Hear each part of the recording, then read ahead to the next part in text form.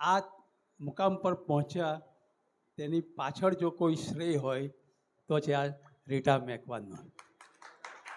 એમનો વિનંતી કરીશ કે તેઓ અહીં મંચ પર આવે, એટલા માટે કે એમની બીજી એક ઓળખ આમાં આવો રીટાબેન આવો. આ તો થઈ બેકિંગની વાત, પરંતુ આ રીટાબેન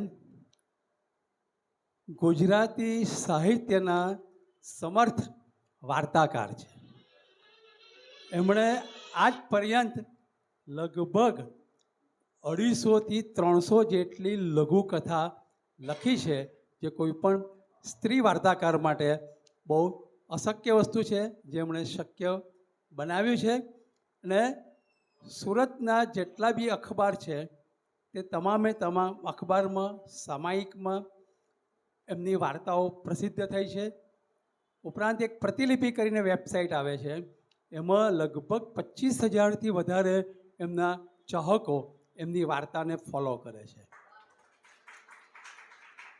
ને એમની આ વાર્તાની શરૂઆત જિંદગીની હાફ સેન્ચુરી પછી શરૂ થઈ. પહેલાં તેઓ નહોતા લખતા. તો હું એમને વિનંતી કરીશ કે એમની થોડીક સાહિત્યમાં કઈ રીતે થયા તે વાત કરે.